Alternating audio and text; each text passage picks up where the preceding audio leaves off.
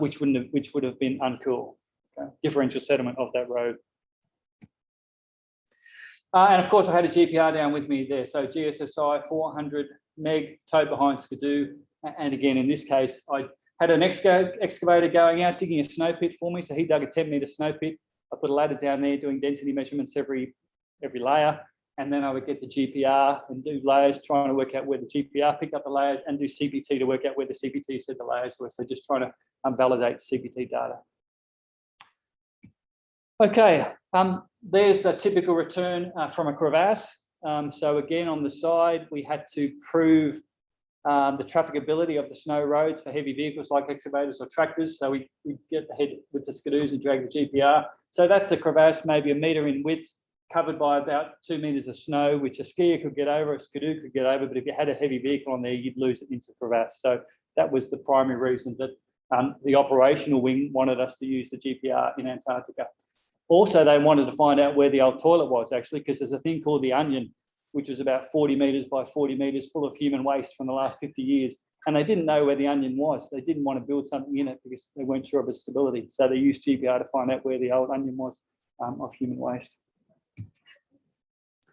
Okay, some other work that I've done in snow with GPR. So you may or may not be familiar with pavement, with the use of GPR with testing pavements, essentially. But the Swedish have done a lot of work, or the Finns, I'm sorry, a company called Road Scanners, essentially comparing the amplitude from a metal plate compared to the amplitude off the surface. And by just comparing the two amplitudes via equations like the top there, you can get the relative dielectric. And in snow, once you know the dielectric, you can estimate the surface density. So theoretically, you can drag an air-coupled radar across vast expanses of snow, and you should be able to determine surface density of that snow, which is pretty important in America and Canada because they're trying to work out snow water equivalent to work out how much water they're going to get in their dams to provide water for the populace, etc. So that's an aside, some work that I've done over the years, both in Antarctica and in Australia, trying to work out, or trying to apply road pavement GPR technology to snow density assessment. And that's a bit more of that paper, sorry, again, just comparing amplitudes from the wiggle trace to ascertain snow density, both on the surface and subsurface. And I think I put a couple of circles there saying, remarkably, at least in this first stab, it worked out pretty well. So measure density by using gravimetric density, taking measurements of snow and weighing them, versus what the GPR comparison was giving us, it ties in pretty well. So again, that's still a work in progress. And this is now a brief video of perhaps my most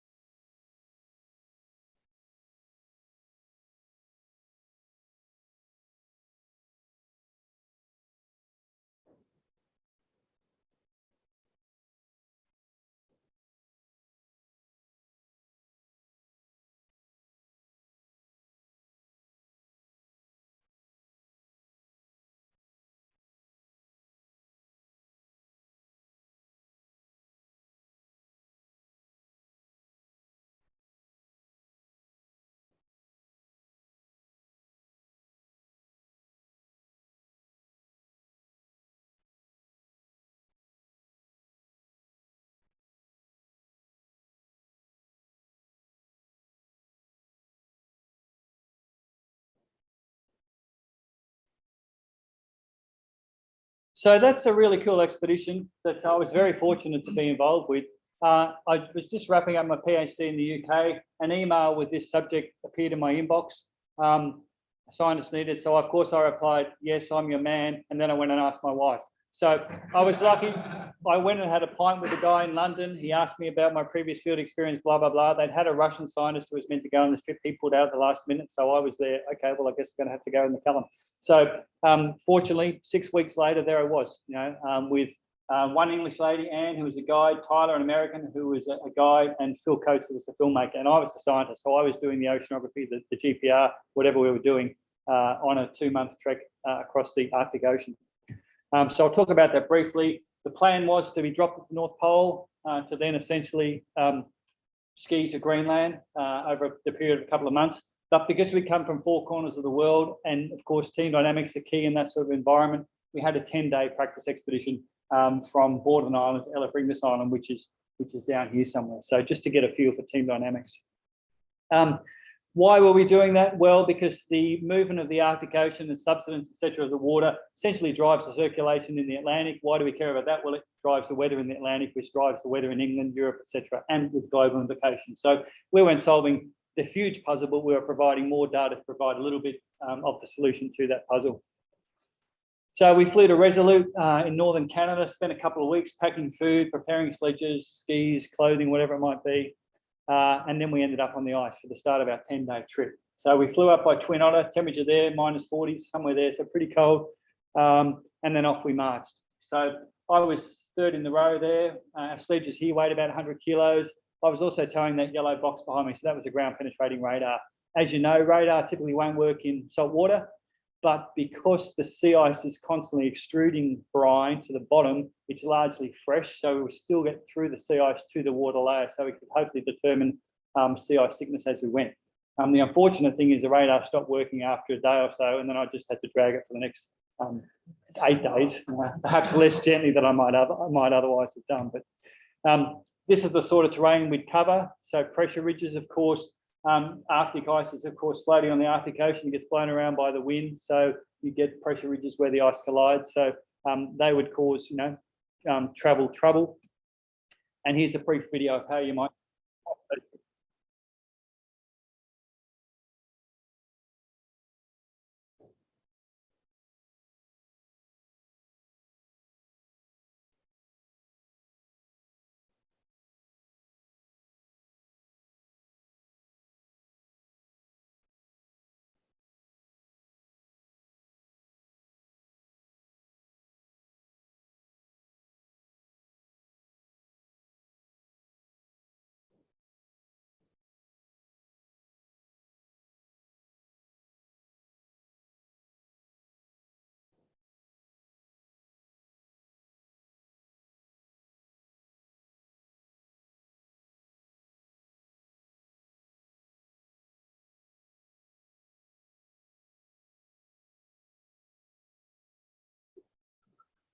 So when I give this talk to school kids, I remind them the first rule in the Arctic is sleep with one eye open to watch out for polar bears, but the second rule is keep hold of your sleep so you don't get dragged into the creek. We travelled perhaps 8-9 hours a day. We didn't stop for lunch because it was too cold. We'd stop for 3, maybe 15-minute breaks throughout the day. What did we eat? It was all frozen. Our main source during the day was frozen butter, so cubes of butter, because butter was the greatest density of calories for the smallest weight and mass. So you just put some butter down your gob and suck away on it, and a few peanuts and nuts, etc. But it wasn't an environment to hang around unnecessarily. At the end of every day, because I was a scientist, we would down packs and we'd get the tent up and we would start work. We'd keep our sleeping bags outside because as soon as we started melting snow to turn to water in the tent, the bags, which were inherently dry, would start absorbing that. So they'd become moisturized. And then as soon as they got frozen again, they'd become ice. So we left the bags outside until the very last moment at night to try and minimize the amount of moisture ingress into the sleeping bags. Anne, who knew this business better than any of us, would get in the tent and get our lives sorted. While I would put on a jacket or two, start digging through the snow, which generally wasn't too thick, and then start drilling through the ice. No power, so drilling by hand. We had 4 to 5 meters of flights that I would start drilling. And then once we drilled through the ice, I back up the sledge, connect up my CTD, so measuring salinity, temperature and depth, and also an ADCP. So essentially geophysics, measuring velocity of the water with Doppler technique. So I'd spend a couple of hours lowering stuff down and pulling it up. That's a little castaway, a small little CTD that we dropped down 100 meters or so. That was our backup in case the big one failed. There's another CTD. And then this culminated in the end of our first 10-day trip. So we did that initial trip just to get a feel for each other. We ended up at this ice camp, which was established temporarily for a couple of months on a floating ice shelf in the Arctic. We said hi to this team. They made us brews and we ate chips and had a good time. And then we ended up having to fly back to Resolute to now get ready for the main trip, which was the next 2 months. There were 6 other teams in Resolute trying to go to the North Pole that year. We were fortunate. We were the only one who had the weather window and actually got there. The rest of them were turned back and went home. So it was a very bad year for weather at the North Pole. To get to the pole itself, we had to fly via Eureka, which is the Canadian Air Force Base further up in Canada. How did we fly there? We flew in a Basler, which is a re-engined DC-3. So it's the same airframe as the DC-3, just with turboprop engines. We flew in a Basler, which is a pretty efficient way to get there. But the problem is Ken Borek, the airline that we flew with, they lost an aircraft through the ice the year before. So they had to fly a smaller Twin Otter aircraft with us, which would go ahead, land on the ice. The pilots would get out, measure the thickness of the ice to make sure the ice was thick enough so that the DC-3 could then come in and land. So it was a very logistically intensive process to get to the pole.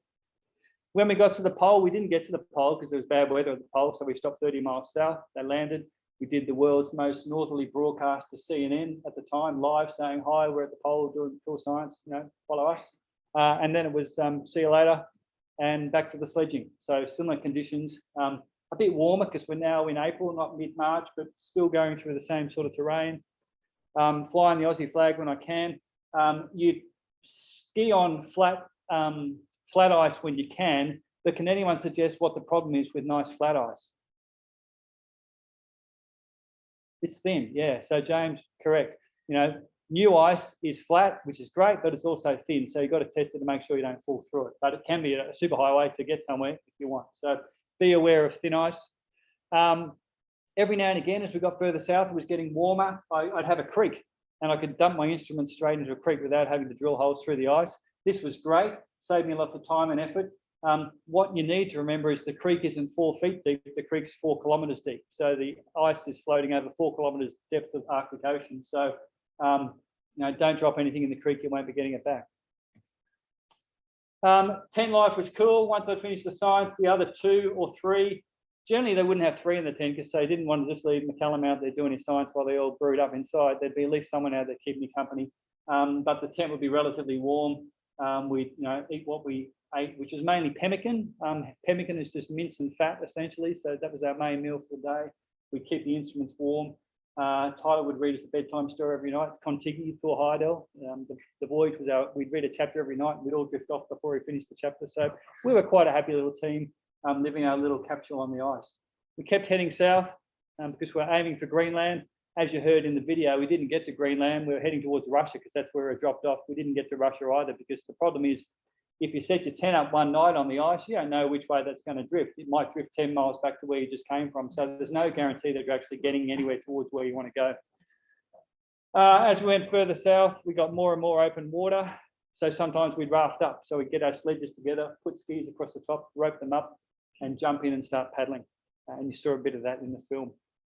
If it wasn't worth paddling, we could swim. Okay, we carried dry suits with us. As long as you lowered yourself gently into the water and back sculled, then you'd be fine. Okay. Anne was the most experienced. She'd break out in a freestyle every now and again. The problem being, as you'd understand, with outside air temperatures -40, if you do get water down the front of your suit, you're probably going to die. So you do need to swim very carefully, practice good stroke technique, so you don't end up in the bottom of the Arctic Ocean. And here's a brief video of how you might swim across.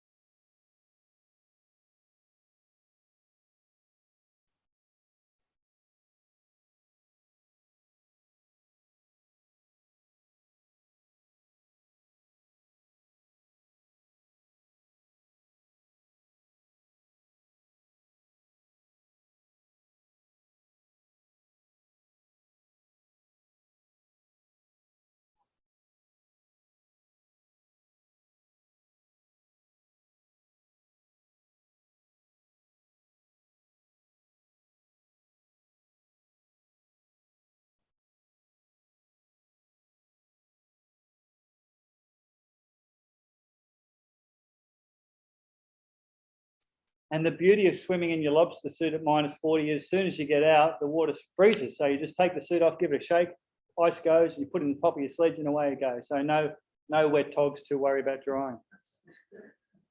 We continued south. As you heard, we got to the middle of nowhere. We were running out of food, we were running out of gas, so it was time to call it a day.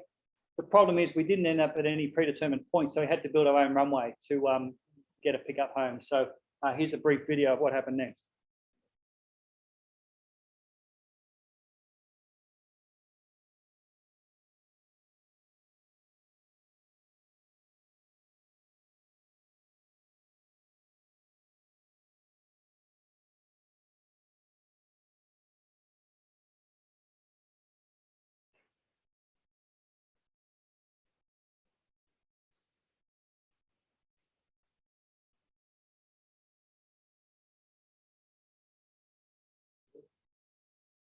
So obviously something's not right with that picture. The aircraft had flown, 2.5 days to get to us, and our runway was too short. We had a pressure ridge at one end, we had a pressure ridge at the other end. This is the pilot who lost an aircraft through the ice the year before. He was very wary of what he was doing, and he just couldn't commit to the landing, so he didn't land. He tried for a couple of hours, and then fuel reserves had to go home. So what did we do? Like any good British expedition, we went back in the tent, put the kettle on, and there were some long faces, and we essentially had a debrief about, okay, where are we? How much food do we have? A bit of a stock take. And we had about 2 days worth of food. The plan was for the Canadian Air Force to come and food drop from a helicopter, because they couldn't carry us because they were too far on their range. They didn't have the weight capacity. So there was lots of radio traffic between our headquarters in London and the head of Ken Borwick in Calgary, wherever they were. But as it turned out, 2 days before, we'd skied over this sort of ice. So perfect runway. It went for about, I don't know, 1.5 kilometers or something.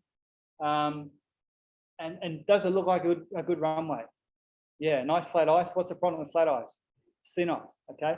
And as I said, the guy, the year before, they lost an aircraft through the ice. He said to us on the radio, all right, team, you need ice thickness of 67 centimeters. So we said, no worries, 67 centimeters. So Tyler and I grabbed our ice drill, jumped on the skis, and started out along our runway, drilling holes. Guess what sort of ice thicknesses we were getting? 64, 65, 63, 59. We weren't getting the magic number, okay? And it wasn't a environment to fudge the figures. So we just said back to them, we're not getting those numbers. So again, we put the tent up, we put the brew on. There wasn't much to brew up anymore.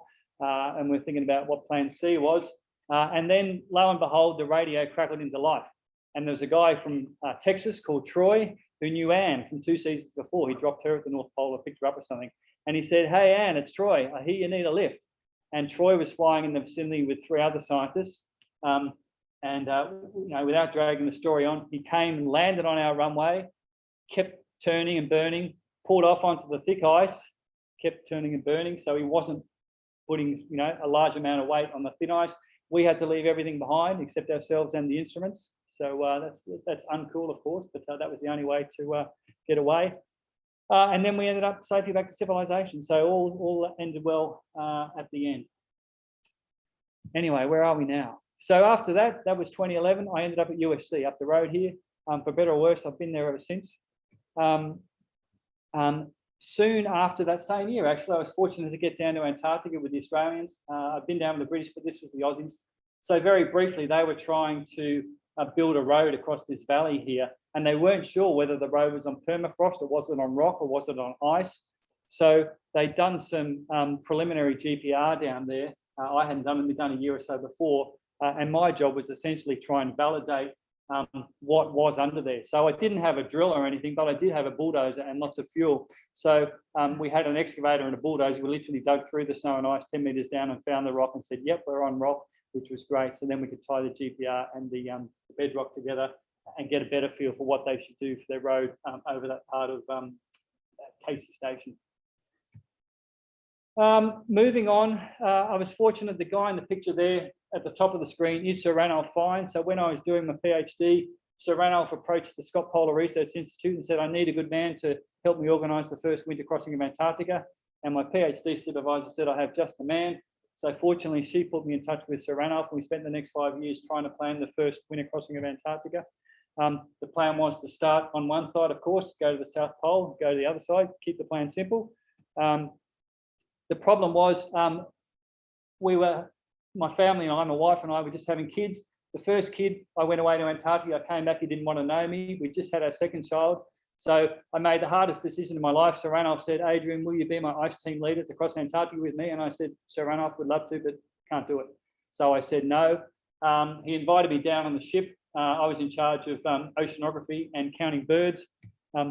This is the bird counting data I got. You can understand why I haven't written the paper on that yet. I'm still trying to extrapolate the data. But the expedition did proceed. We got to Antarctica. We were supported by Caterpillar, who donated bulldozers, low ground pressure bulldozers, specially modified for Antarctica. But the problem is they hadn't done their site investigation. Okay, so they chose a different route to the one that we planned back in Cambridge, and they spent about 2 months driving and extracting each other from a crevasse field. So they didn't get to cross Antarctica. So it's still there to be done, the first winter crossing of Antarctica. So that's what happens if you don't get the GPR ahead of you. A few years ago, I was fortunate to get back to Greenland. This is the Store Glacier. It's, I don't know, it's about 100 kilometres wide. It's a big glacier. I was there with a crazy German. I'm going to catch up with him in a couple of weeks. And we were doing seismic. So essentially we put out deck cord, I think, and then run it high behind the sledge and let it go up and check that we got the bang, and then keep doing that, trying to measure the thickness of the ice. Why were we measuring the thickness of the ice? Because we could then use a hot water drill to drill through the ice. So the ice in this vicinity about 1 kilometre deep, and they said they're going to use a hot water drill to get to the bottom of the ice. And I thought, wow, hot water drill, that's really cool. That must be a really cool, exciting thing. And then I realised that a hot water drill is a hot water drill. It's like a big karcher, but instead of putting cold water in it, you put hot water in it. You point at the ice, and you drill through 1 kilometre of ice. So they just had a massive hot water drill to put geosensors down on the bed to look at the friction between and the pore pressure between the bedrock and the ice above it.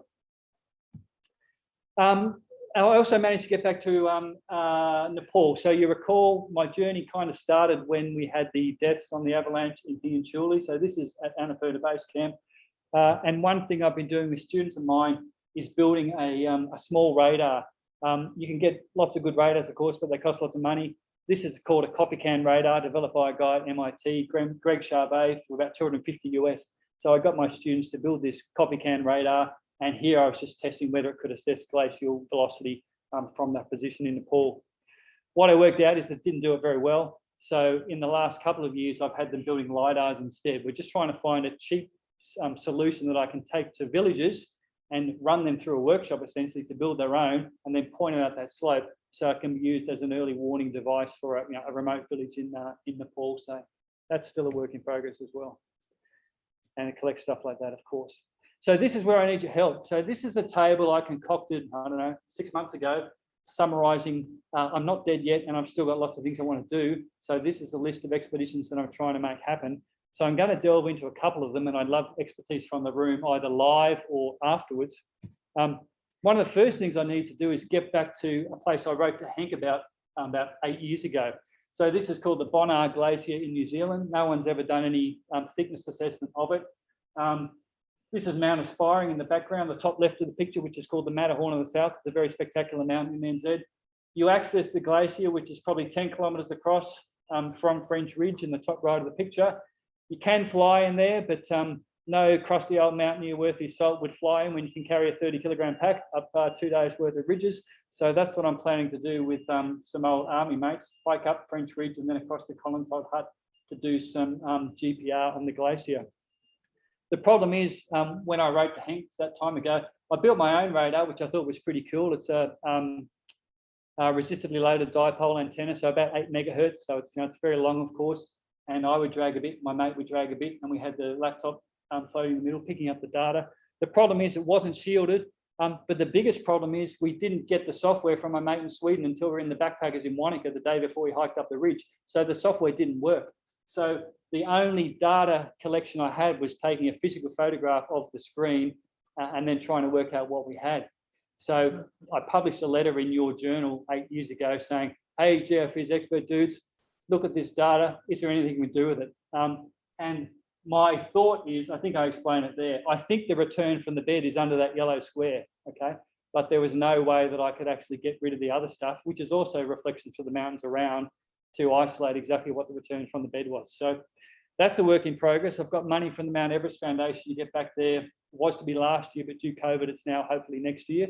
So I've got to go on a recce there this year to make sure we get there. That's the sort of terrain. So you want to be wearing a rope, of course, to make sure you don't fall in. And I've also got money on that same trip to go to this place down the bottom here, which might be a bit hard to see, called the Olivine Ice Plateau. It's the holy grail of New Zealand trekking. I tried to get there by myself about 2 years ago, but I couldn't. I broke a rib on the way in. I had to retreat. I'm trying to go there this year with 2 mates to forge the route to make sure we can get there. It's going to take about 5 days in and 5 days out, so that then I can go back there in another year with geophys, GPR, and passive seismic, and hopefully do some thickness measurements on the Olivine Ice Plateau. I've also just ordered one of these. So some of you might know Remy. Is it Remy? Remke Van Dam, Southern Geophysics in Perth, used to be in Brisbane. So he's the distributor for these things. I said I wanted one of the Italian things, and he said, no, it's going to cost you 25 grand. I can do you one of these much better. So I said, great. I don't have the money, but fortunately the school teaching budget had the money, and I creatively, of course, said this is a very good teaching tool. So we're going to acquire one of these, which is great. So I don't have any expertise in passive seismic aside from deploying them in Greenland, but I'm very keen to tuck one of these in my pocket, plonk it on the ice, let it sit there for a while, and then come back and give it to someone smarter than me who can work out, oh, there's the bed. Okay, so that's plan A for New Zealand at this time instead of the GPR. I plan to get back to Patagonia. Applied for some money with the British Society of Exploration Scientists. Didn't get it, but the plan is to get back to Patagonia. Where is the ice cap? There's South America. There's a zoom in. It's probably 250 kilometres long. There's data for the ice cap. So this is thickness data, and this is kilometres along the bottom, but there's lots of gaps in the data. The gaps exist in places where it's hard to get to. So they're the places that I'm trying to get to. GPR won't get to the base because it's too moist. It's a moist glacier, so you just lose it. The ice thickness is, well, what is that? Yeah, a kilometre, so it's pretty thick. So I'm hoping that passive seismic will do the trick down there. But if you have any better ideas, then please let me know. That's another plan in progress. Another one, which I'm going to Europe next week to talk about, is the last Ice Sentinel. This is getting back to the Arctic. There is thinning of the Arctic ice and diminishing in spatial extent, as you should understand. So we're running out of sentinels, which are multi-year sea ice records, essentially. So our plan is to capture the last ice sentinels, measure ice thickness as we traverse with a radar, get to the large multi-year sea ice, core it, melt the cores in situ, take take samples for chemical analysis later and later. So on that trip, we're planning to take, well, that's where we're going. This is the top of Canada. That's the top of Greenland. It's going to be, cold, snowy, and bumpy, but that's what you get up there. And that'll be another 2-month trip. And the plan is to take a electromagnetic profiler. So I've never used one of these, but the plan is to put one of those beside the sledge, drag it along, and then hopefully we can validate it every day with cores, and we'll hopefully get a continuous record of sea ice thickness across that perspective. And lastly, the plan is to get back to Greenland. This was meant to happen next year, but we've run out of time to organise it. We're still chasing funding for Green Over Greenland. It's a sustainable crossing of the Greenland ice cap, doing GPR on the way.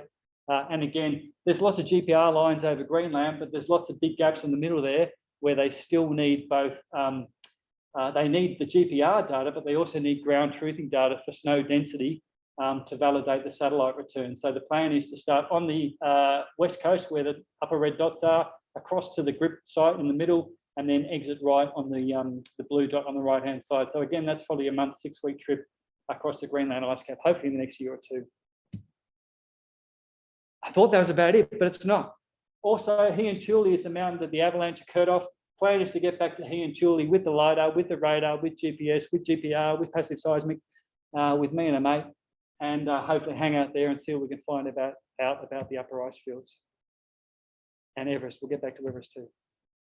And it's not just about me and research. I'm also trying to establish a new initiative at USC called USC Explore, where I say, right, students, put your pens down. We're going to go and assess ice thickness in Patagonia or in the Himalayas. We meet at the airport with a backpack. We spend 2 weeks going out doing research. they come up with a research topic based on the location. It could be in geophysics, geology, ecology, whatever. And then we go and experience and live that for a couple of weeks. So that's my teaching plan for the next decade, and that'll almost see me out. That's it. So look, thanks very much for listening. I've covered a lot of ground there. But there's a lot of experts in the room. I've dabbled in geophysics for a while, as you can see, but it is just dabbling. So if you've got any thoughts or questions on what I've said, then I'd love to hear from you. Thank you.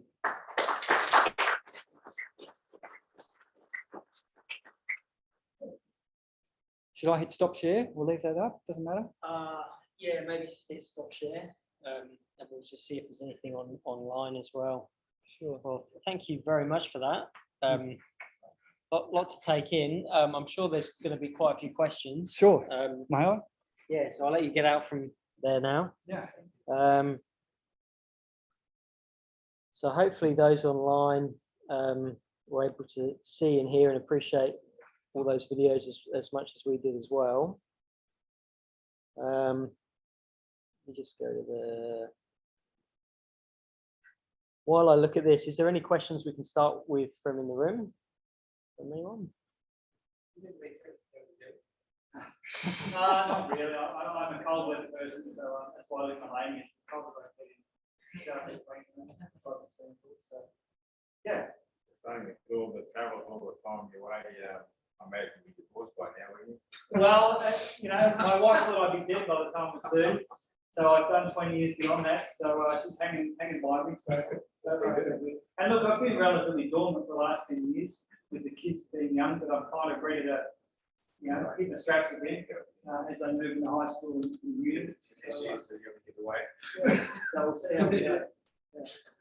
How do they convince you to go swimming in that temperature? Well, it's not that. Did you feel it or those? No, you still got your layers on.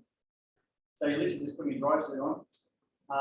And as long as you keep moving, I mean, in the Arctic, as long as the golden rule is you get wet and dry, so don't get wet. And that includes from the inside, so you don't want to sweat too much. So at the end of every day, you take your jacket off, put it up in the tent, and it will sit up there like a suit of armor. And then the next morning, you have to crank it on, and it'll take you about 30 minutes of skiing before it actually would form your body again, the way you go. You know, you get used to it, but it still is cold. You know, it's the first time I got cold enough to think, wow, I could actually die here. Before that, I had, you know, just 40 minutes. But that trip made me go, actually, if I'm not careful, it could be the end. So.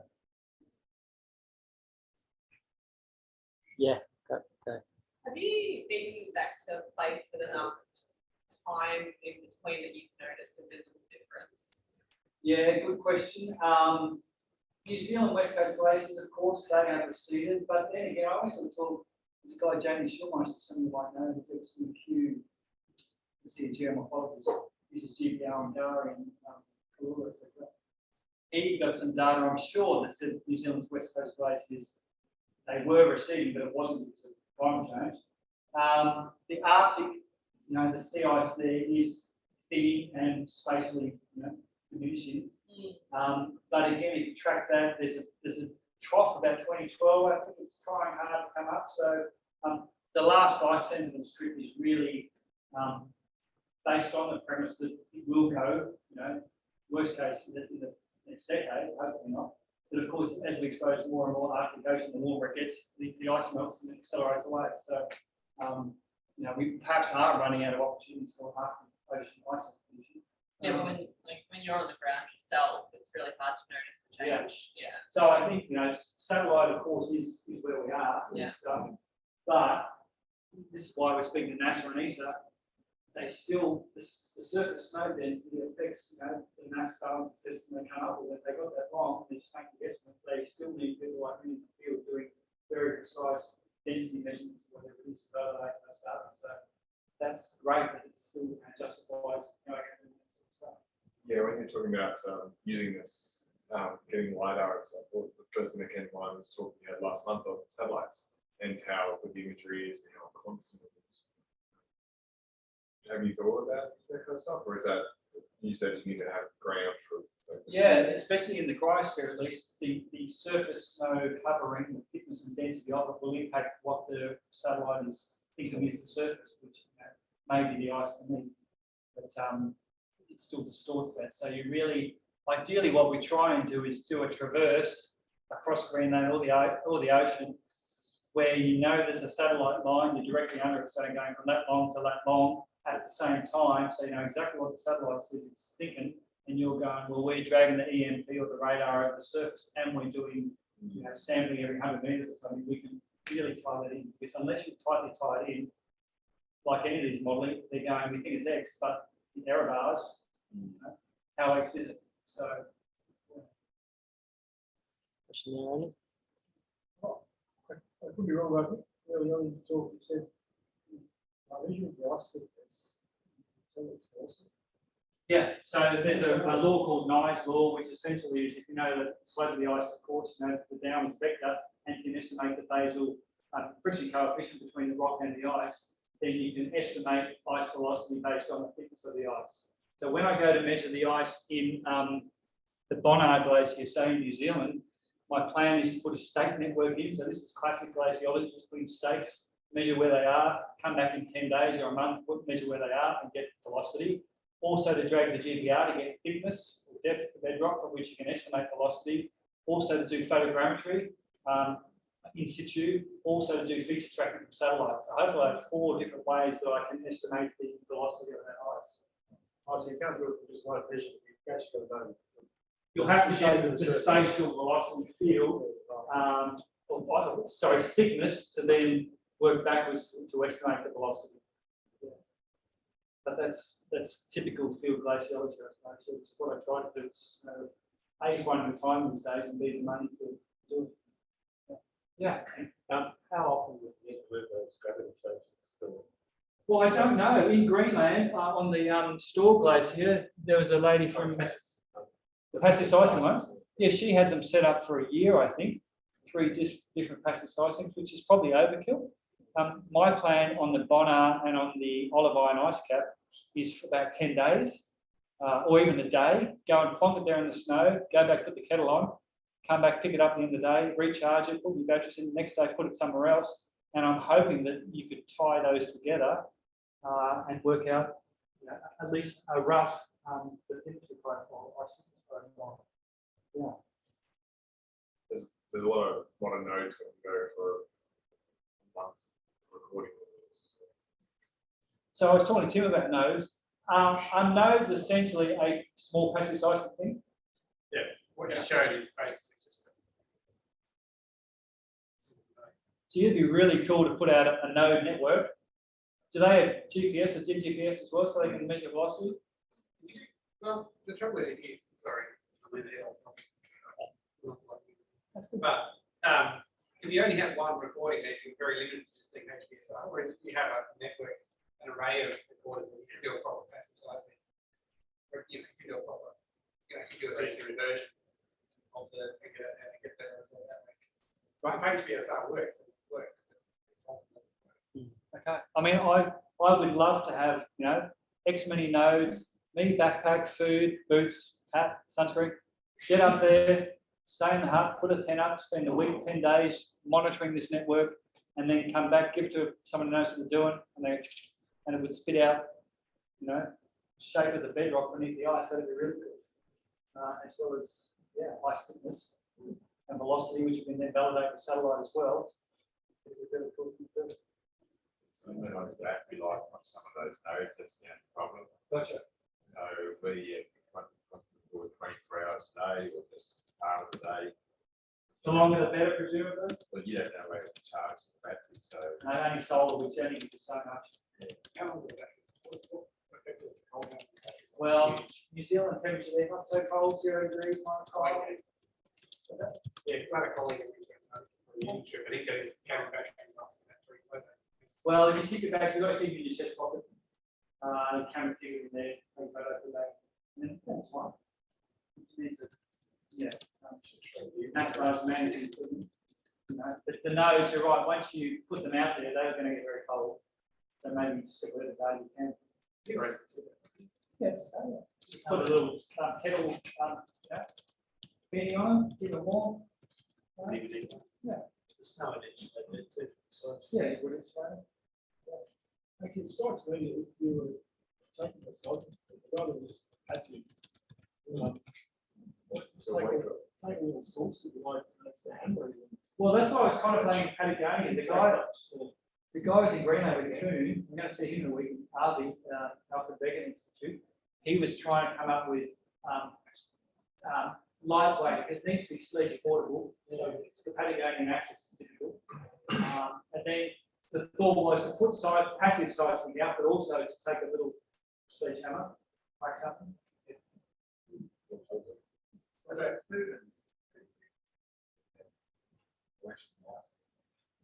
So you shouldn't be doing too much. If we're on the ice divide, it might only be, I don't know, might be a kilometre a year, but it means per day it might only be a couple of meters. It's a lot of rocks. Yeah, it is. There's also electronic blood races, like. Yeah. I think a hammer's a good idea. A metal plate and a hammer. Explosives. That's in the back of your back. Permanent stuff. Yeah. How does that compare to the GPR? The problem is everyone I've spoken to, these are world-renowned glaciologists in temperate ice, which is warm ice. So you just won't get to the bottom unless you're below 10 meg. You're better off. You still won't. You still have problems. So you're better off using seismic. Yeah, any kind of water or GPR. Yeah, that's the problem. You can see it really well. Yeah, if it was thinner, but it's a kilometre deep, I think. The ice in New Zealand is only 100 metres deep, so it should be easier. So my plan is to have a play on the Bonnar, prove a technique, then take the Patagonia, and then Greenland is colder, it's frozen, so there's less free water, so it should get better penetration. Antarctica is the same. But Patagonia is warm and muggy, so it's problematic. Does the ice rock pressure coefficient vary at all? Well, it depends if there's free water there. So can't you just measure the velocity and then just guess how big it is? You can. So this is similar to what we have. If I measure the velocity, I can back calculate and say, well, based on the ice equation, it's going to be about X amount big. Yeah. So I was hoping to come up with 4 different ways to validate that. To say, I'm pretty sure it's 76 meters.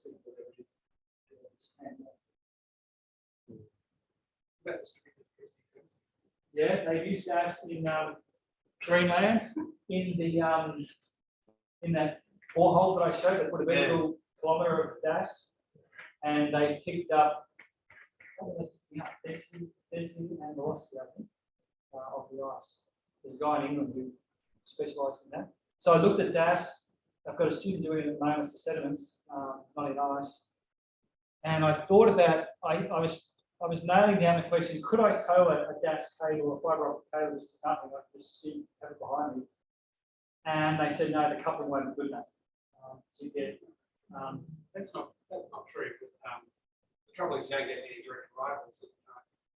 But if there was a way that I could have a sledge with all my gear on it and a phonic cable, would have a battery in the air so it hits the wall and just ski for 20 k's a day. Well, I get my mate to do that. but these are the sort of practical things I'm trying to think about, because I love doing this stuff. All I want really is thickness to bedrock, density maybe, because a lot of that stuff I showed, they just don't have it. And I'm like, wow, that's great. One thing I didn't talk about is East Antarctica. There's hundreds of thousands of kilometres. They don't know the ice thickness. So I'm trying to propose to use a kite-powered expedition, so sustainably powered.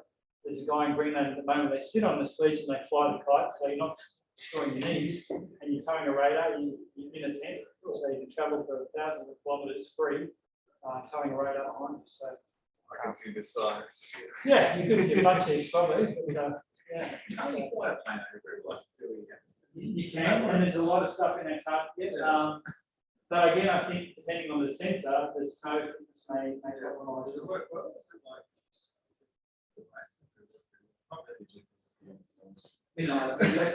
Yeah, that mini active EM sensor that you're thinking of using, have you had a go with that yet? I haven't had a go. I'm speaking to a guy in Bremerhaven in 10 days. He's a guru on it. Yep. They go out into the Arctic sea ice and use it for a day, and it does measure sea ice variability very well.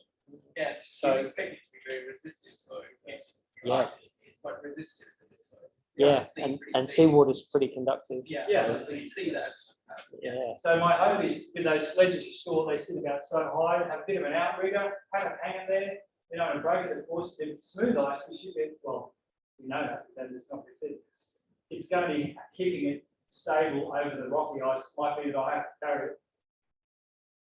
We get to that level of sophistication. That's why we're having a chat. But, might be easier to say just flying airborne EM system.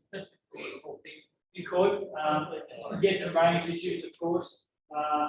And the beauty of having us on the ground is we can do the snow and ice in situ thickness measurements and validate at the same time. And you can't take away all the reasons. No.